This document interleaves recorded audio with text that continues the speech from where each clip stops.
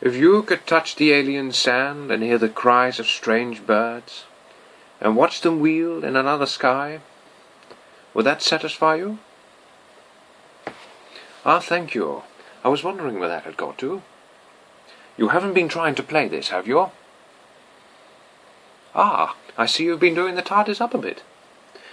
I don't like it.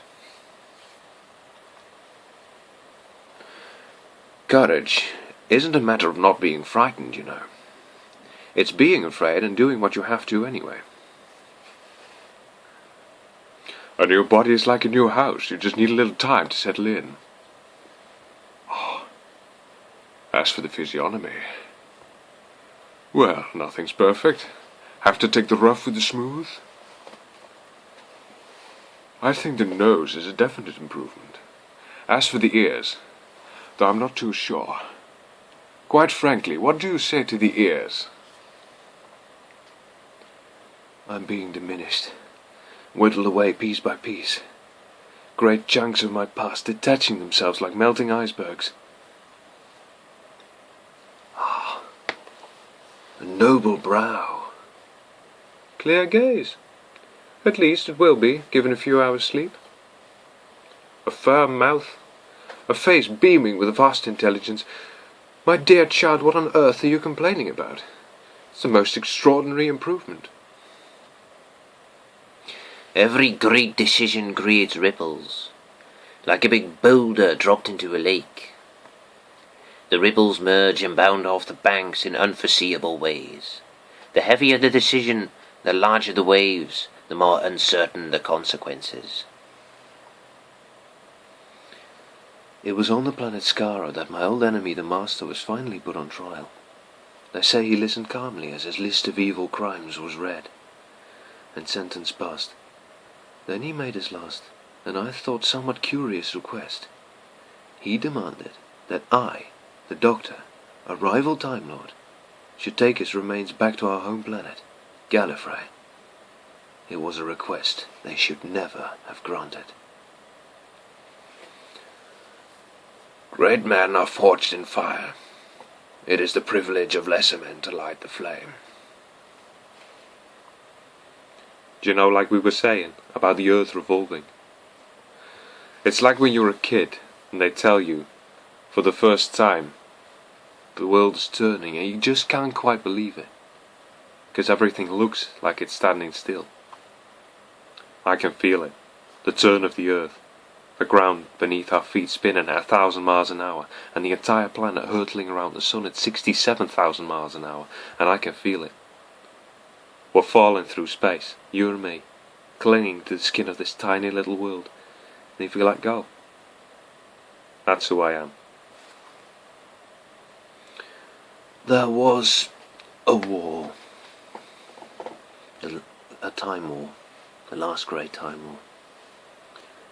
My people fought a race called the Daleks for the sake of all creation, and they lost. We lost. Everyone lost. They're all gone now. My family, my friends, even that sky. Oh, you should have seen it, that whole planet. The second sun would rise in the south and the mountains would shine. The leaves on the trees were silver. When they caught the light every morning it looked like a forest on fire. When the autumn came, a brilliant glow through the branches. Didn't anyone ever tell you there's one thing you never put in a trap if you're smart? If you value your continued existence, if you have any plans about seeing tomorrow, there's one thing you never, ever put in a trap. Me. Dalek mutants are born hating.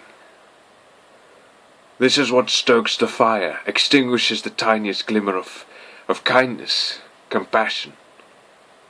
Imagine the worst thing in the universe and then don't bother because you're looking at it right now.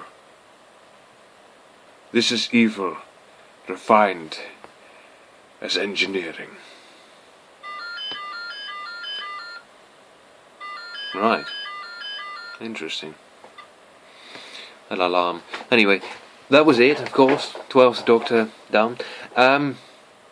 Right. This was the Dutch Whovian, for lack of a better name. One more thing though. Before I go, I just want to say you were fantastic. Absolutely fantastic. No. That wasn't actually what I was going to say. Okay. More to the point. I was going to do a Dalek. Yes. Of course, the Daleks.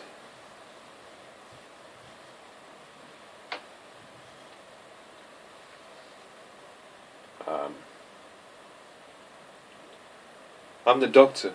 I'm here to help. The Doctor. Exterminate! Exterminate! Exterminate! That was nice, I think, right?